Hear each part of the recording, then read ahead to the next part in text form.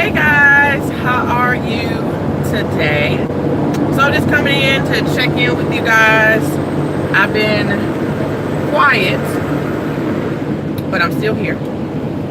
Just trying to get situated with kids. I'm moving on top of that. And I got them on earlier. But I'm still here. We're doing fine. Nobody's sick or anything like that, so everybody's good. But I want to talk about this because hey CC, so me and my mom was talking, and I was really sick about a month ago. Hey love, I was like really dog sick. This before we even knew anything about the coronavirus. Hey boo, how are you? I'm doing great. How are you? So I didn't know anything about the coronavirus. It wasn't talked about at that point. At that point, everybody was just like, oh, I'm sick, and I know why. So it all started with my little son, Angelo, getting sick around Christmas. Around that time, he ended up getting, literally the day of Christmas and the day before Christmas, he ended up getting a really high fever. He was up to like 103, almost 104. And we couldn't, it took us a minute to get him down. Went to the hospital both days. Went to the hospital one day. They gave him medicine. They did swabs. They ruled out the flu. They ruled out strep throat.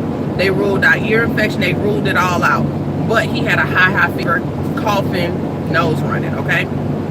So we went back the next day because we could not get his fever down. Same situation.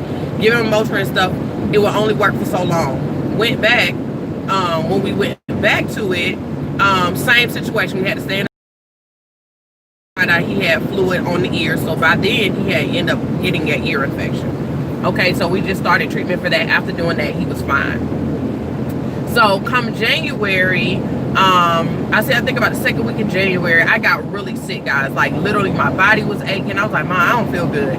Like my body was aching, so I got to bed, body aching really bad. Like, I was like, oh my God, my body hurts so bad. After that, I started coughing, my nose started running, stuff like that. That's all. What really got me was the fact I had like literally fluid, like it felt like it's sitting on my chest and I could not breathe. Like literally, it hurt to talk. It hurt to think about breathing. Like literally, it was like somebody was like holding on to your lungs and your heart and like literally squeezing it as hard as they. Literally going to sleep was like death. Like trying to go to sleep, I had to prop myself up a certain way where I can oxygen. I ended up having a fever that was so high, like I was freezing, but literally my mom came in there and I literally was pooled in sweat. I don't have no clue how hard my fever was because I didn't check. Okay, I'm not even gonna lie, that's not the right thing to do. Don't do that, guys. But I didn't check. I just knew I was really sick. And at that time, I knew I want to go to the hospital right now because right now everybody going in for the flu. And in my mind, as I always knew about the flu, you really can't run nothing. Keep fluids in you. Take your medicine and get as much rest as possible. So I'm thinking, okay, Belize, you just have the flu. But that chest thing, guys, I swear, if you know anybody who had a heart attack or a stroke, if that's what it feels like, I don't want to have nothing to do with it. I thought I was dying. And I told my mom, I feel like I'm dying. This don't hurt so bad. I cannot breathe. In that process, I went through it. It took about 2.5 weeks for me to finally feel better. In the process of me dealing with it, the only thing that really gave me some relief, I wasn't really taking much medicine. I did a lot of home remedies. So what I did, and if anybody's dealing with like some of these symptoms where it's on your chest and you feel a mucus on your chest, I'm going to just tell you a little bit of what I do, but still go to the hospital because corona is real. Okay, this was before I knew anything about corona. Corona came out way after this. But this is what I did for my chest, and I'm just giving anybody who's dealing with any mucus on the chest. The biggest thing I did was drink eucalyptus tea. Literally, you can find it in Mexican stores, you can find it in food depots, you can find it in anything like that. If you know anybody who have that leaf, it looked like a leaf that you will find on the ground. All you do is put it in the hot water and drink it with honey. I did not drink sugar. I did not have any dairy. I barely ate anything. If I did eat anything, I only ate crackers. I ate really light. A lot of people don't realize, and if you follow Dr. CB, he said mucus kills you. He is not lying. He is not lying. Mucus will kill you because literally it will drown out your lungs. You can't breathe. You absolutely can't breathe. Your body can't function because it's not getting enough oxygen and things of that nature. So literally, I drunk that tea every couple of hours. I drank a whole lot of water. I drank as much water as I could drink to keep that out. And another big thing was I spit it up. Like literally, I didn't keep it down. I spit up everything I could spit up. I had to figure out an interesting way to like get it up. And every time I felt like I needed to, like I couldn't breathe, I would like that to cough all of it up. And it came out, it was really green. Comes out green in your nose or anything like that, you have some type of infection, or yellow, you have some type of infection, and it's a problem. You need to figure out what it is. So I kept spitting it up, kept spitting it up, kept spitting it up. On top of that, I did a like Vicks bath, but I created the Vicks bath. So I put eucalyptus drops in the hot water. And when I mean the water was scorching, it was dang near like burning my skin out, but I was so cold that I really didn't feel it. So I put that in there. I put as many drops as I could think of. I didn't put a certain amount. I put peppermint oil in there. I put tea tree oil in there. And I sat in it. And guys, when I closed the door, it's like a sauna. And I sat in there as long as I could. I kind of fell asleep in it. And then I got out of that, and then I put more eucalyptus on my chest. I'll tell you something about eucalyptus. When you drink it, or if you put it on you, you cannot go outside. It literally opens you up. It completely opens you up. And I'm only giving y'all, I want to say this, I am not a medical professional. If you have issues, go to the hospital, but I'm only telling y'all what I did before I knew this was coronavirus. This was the only thing that gave me some relief of that chest burn, like that chest mucus or that chest pain. That's the only thing that gave me some type of relief to get to a place I can breathe. If anybody you know who had a coronavirus, I seen this lady, she had it. She said the same symptoms I had, and she said she couldn't breathe. And I was like, that was the thing. That was the hardest part of you cannot breathe. That was the hardest part. I can't breathe. I don't know what to do to breathe. Like, that's just the hardest thing. So that's what I use to get to a place of getting that feeling off.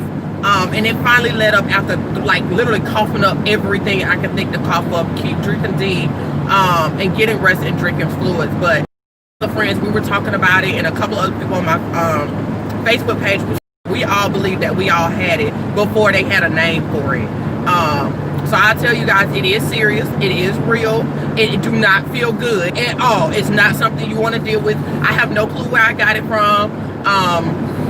Period. Because at that time, it's not like I Uber or anything like that. But that's daily going out, touching stuff, things like that. We don't think anything of it. So I don't know where I got it from. But a lot of people were probably thinking it was just the flu. And as we know, you got the flu. People be having to work. People still do stuff, and they think I'll be all right, not knowing. So I will tell you guys, if you're dealing with any symptoms, especially that can't breathe, like that tight chest feel, please go to the hospital. Do not play with that in no shape or form. That is one of the biggest symptoms that they're dealing with, is that people are having all that to a point that they cannot breathe. So I tell you, you have the itch, you have the coughing and stuff like that, and it's getting worse. Please go to the hospital. Please do not ignore it.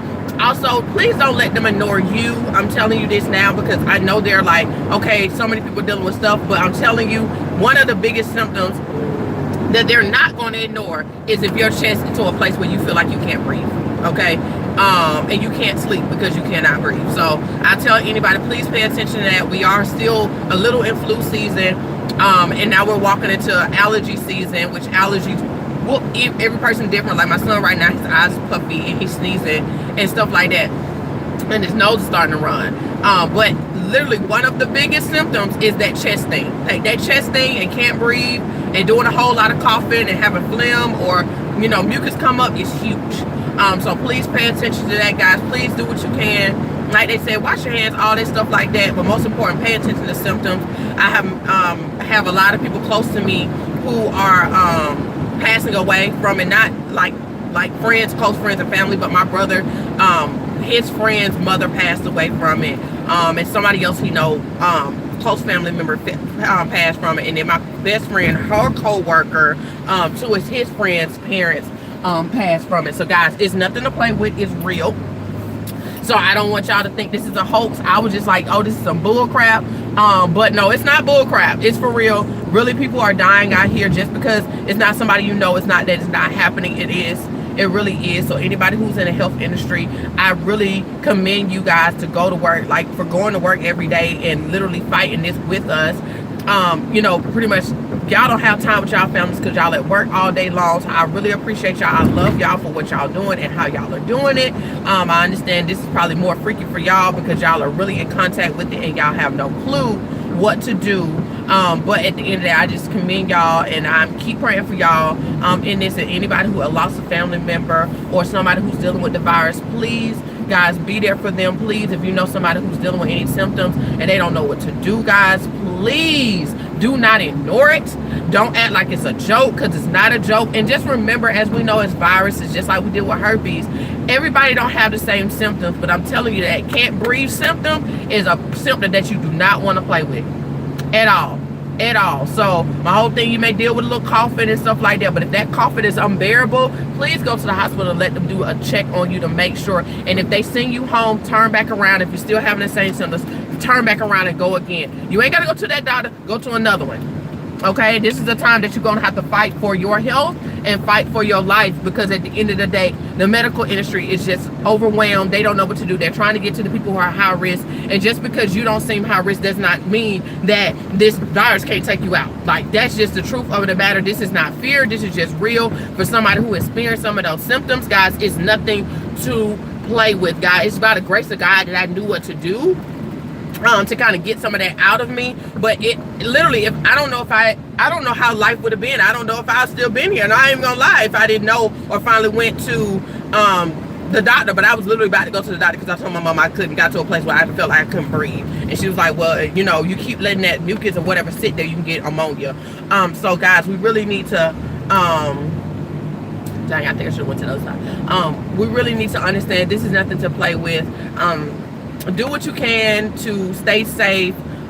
Keep the distance, especially if you're in and out. Like I had to go do something today, but keep the distance as much as you can, and just be there for people as much as you can in this process. Check on people, especially check on your elderly, check on people who got new infants and stuff like that, and help them as much as they can. You know, we got a lot of kids who are in the house. If you have children, one gets sick, you're gonna have to quarantine one, for the sake of all. But do what you can. Like, that's all I can say. Just do what you can in this process, but do not be scared to go to the hospital or urgent care. A lot of the urgent cares have the tents and stuff outside. If you can get to the urgent care, get to the urgent care. Okay, get to something that's close enough to you to get you some relief. Please do not take this as a hoax. Don't take this as bull, because it ain't. It's not. It's not. Yeah, you're right. Allergies are hard to determine what is what. But the thing is, I'll say for here, the biggest thing is, yeah, the symptoms are pretty much the same, but that breathing is the thing. When you feel like you can't breathe, that's let you know. And that's the same thing with many viruses. They pretty much, the symptoms are the same for many things. Just for STDs, for example, most of the symptoms are the same, but one or two things are different. You know, the discharge is different. The smell of it is different. If it's bumps, what they look like, all of that stuff makes a heck of a difference, guys. So that's something I want y'all to realize when it comes to viruses, that they can look the same in many instances, but it is one thing that's totally different that makes you realize it's that. And let's be honest, sometimes you may not experience that one thing that's different, so you got to make sure you're not in danger of anything. Or the time that you have to be a good advocate for yourself. I talked about this just for herpes, but even for this is a great time to be an advocate. Also, for any family members that you may take, be a good advocate. Listen, I ain't telling you like to act like a fool, but I'm telling you to make sure they get the service they deserve. Right now, at this time, people are getting sent home and then getting sent back in their worse conditions because they didn't think it was what it was. And you're trying to serve to prevent them from dying and feeling like you're not in a predicament of dying. So my whole thing is, make sure if you feel like it's what it is, that you don't ignore it, and don't let them ignore it and say, I ain't leaving until you do what you need to do. Because we ain't leaving up here, go home, and then something happened to my child, or happened to my husband, or happened to my mom, or happened to my cousin, or anything, because you thought it was not that. So please be an advocate for yourself and the people that you're with if you're going to these places trying to get service. Guys, it's not because they want to do that, it's because they are swamped. and they're just trying to serve the people they can and try to save as many lives as they can. I don't know if y'all know anything about this health oath. Their goal is to save as many lives as they can for the ones who are at higher risk. And if they don't, and if they're looking at you and they think you're not at high risk, or they don't see anything, or you haven't told them anything that is like pre-existing conditions, then they don't look at you at high risk. But just remember, a lot of us have things going on we don't realize are going on because we don't have symptoms. Just because you don't have symptoms doesn't mean you don't have a precondition. You know, you just probably don't know you have it. So please guys, please do not ignore it. Go if you need to go, and do what you need to do. Okay, don't ignore it in no shape. Okay.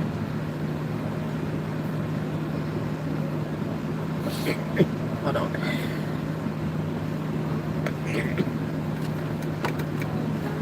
Okay, let it die, honey.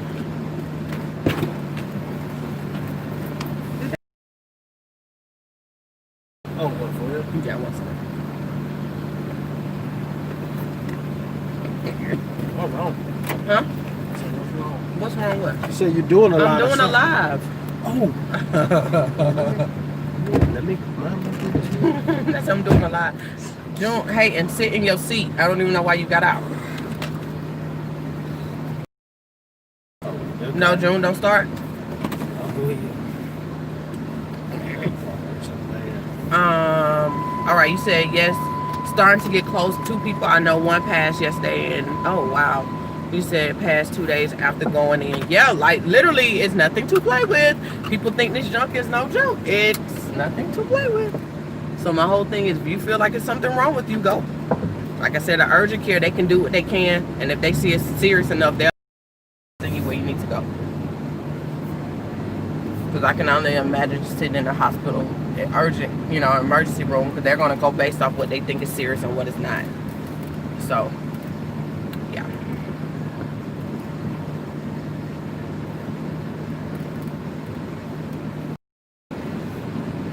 Go back that way. But yes, I just want to come on and talk to you guys about that, talk about what I have experienced with that, just so y'all can realize just how serious it was. Like, it's really serious, and not to take it lightly, because like I said, my brother lost 2 people close to him, you know, friends and stuff like that have lost parents and stuff like that. So this is not something to take lightly in no way. But that's all I wanted to talk about, guys. I didn't want to talk about anything else. I kind of just wanted to tell y'all what I experienced. Yeah, tell you guys what I experienced, and kind of just, you know, just stress the importance of doing what you can. And, you know, you're right, stay in the house as much as you can stay in the house. It don't really bother me much, but stay in the house as much as you can. If you're working, you know, just be safe as you can working. I know a lot of you guys are losing work, and I know that's hard. Just imagine that you're losing work and things like that. I just tell you, be as creative. Be creative. Pay what you can pay. Keep what you can keep. They have put like a barrier around you from being in a predicament of being evicted and all these other things. I know a lot of y'all are worried about the catch-up phase, and nobody likes to catch up. But at the end of the day, you know, don't let that be the main focus as you're at home. Enjoy the time that you have with your family. Life is really short. You know, be as supportive as you can to people in this time. If you can help somebody mentally, physically, financially, do it, please. At this time, we really need to be as loving as we can to people. I do want to speak to my individuals who are dealing with domestic violence in their house. Please get out as much as you can. I don't care if that's go outside, because that's something we're not talking about, but it's happening. Abuse is happening still in people's homes, and some people are stuck in it. So this is a time where if you can call out for some help, somebody come get you, do something, because Lord knows nobody want to lose somebody to domestic violence in a time just because of what's going on in the world. I just want to bring it up because somebody needs to hear help get out of that situation, because being at home in that situation for so long, it's deadly. That's very, very deadly. So we don't want to ignore that. So if you need friends, please reach out to find out if they're okay. You know, we know the caseworkers are and stuff like that. Just be checking on people and making sure they're fine. And they're not going to physically tell you, oh yeah, he hit me today. You gotta listen to the voice. You have to listen to the trembles. You have to listen to the speaking in code. You gotta listen to all of that to try to help them as much as possible. Especially if you're aware that they're going through that. They're kind of speaking in code to try to see if they're okay, if they need anything. Or, oh, do you want me to bring y'all some food or whatever? And he's like, oh yeah. You can say, oh, you know, she want to bring some food. And him like, yeah, bring some food, so you can see her or see him and make sure, and see the kids and make sure, you know, any bruises or anything. Pay attention to that. Also send home checks. You can do home checks with police. You can call and say, you know, I know this person, or I know these kids deal with this in their home. You can send police officers over. I know that's kind of risky sometimes because you just don't know what can happen.